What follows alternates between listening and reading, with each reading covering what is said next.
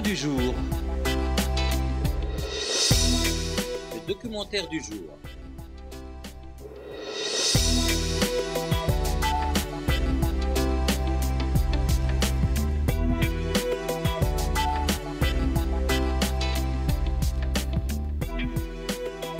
Nous sommes un établissement de formation par alternance. Nous accueillons donc des apprentis qui sont formés avant tout en entreprise, parce que ce sont des jeunes qui ont signé des contrats d'apprentissage, des contrats de travail à durée déterminée, essentiellement sur des contrats de 2 ans, mais depuis cette année, nous proposons également un bac pro 3 ans. Donc les jeunes viennent en alternance se former de façon théorique et pratique au sein de notre établissement, où ils suivent donc une semaine, voire 2 semaines de formation, donc des semaines de 35 heures, où ils ont donc une formation aussi bien dans le domaine professionnel, à travers les travaux pratiques dans notre restaurant d'application et cuisine, mais également tout ce qui est technologie, sciences appliquées, français, anglais, mathématiques, histoire géo, etc., etc. Donc nous formons des gens en CAP de cuisine, des gens en CAP de restaurant. Ensuite, donc, on a, depuis la rentrée dernière, du bac pro 3 ans. Alors un bac pro qui s'appelait restauration et qui maintenant a changé de nom, qui s'appelle bac pro cuisine ou bac pro restaurant. Nous avons également le brevet professionnel, là qui s'offre à des gens qui sont titulaires de CAP, plus de BEP parce qu'il n'existe plus, mais des CAP en 2 ans. Donc ces gens-là peuvent poursuivre leur formation vers un niveau 4 en brevet professionnel. Ensuite, nous avons le BTS, alors 2 options. Option A, mercatique gestion, donc plus un BTS orienté vers l'hôtellerie, et un BTS option B, art culinaire de la table et du service, qui est donc là un BTS cuisine et restaurant, donc avec de la polyvalence, mais plus orienté vers la restauration. Je pense qu'il faut avant tout bien réfléchir, bien sûr, par rapport au choix du métier, parce que ce sont des métiers, ce sont des beaux métiers, ce sont des métiers qui permettent entre guillemets, de s'éclater, de s'épanouir. Mais je crois qu'il faut aussi être conscient que ce sont des métiers qui sont difficiles, où on demande quand même beaucoup d'investissement, beaucoup de temps de travail. Donc moi, je pense qu'il faut avant tout être amoureux de son métier. Et beaucoup de pays réclament des chefs français, réclament des maîtres d'hôtel français. Donc voilà, je crois que c'est la mobilité, c'est quelque chose d'important, mais je crois que vous savez, moi je suis peut-être mal ou bien placé pour vanter mon métier. Je crois qu'il faut avant tout l'aimer. En fait, c'est une passion depuis que je suis tout petit. Je cuisinais avec mon père en cuisine à la maison.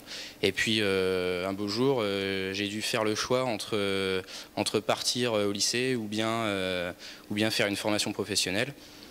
Moi, j'ai toujours aimé ça, j'ai voulu faire ça. J'ai dit à ma mère, moi je veux partir en professionnel, je veux faire mon BEP. Après, il y a plusieurs portes qui s'ouvrent.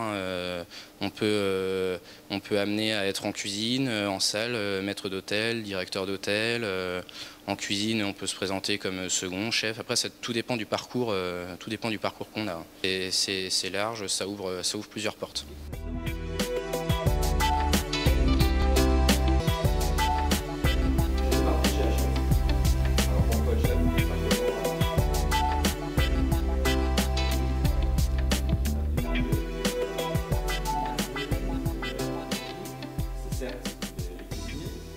On avait envie d'organiser quelque chose qui pouvait marquer notre année 2012 ici au groupe FIM, sur le secteur de l'hôtellerie et de la restauration.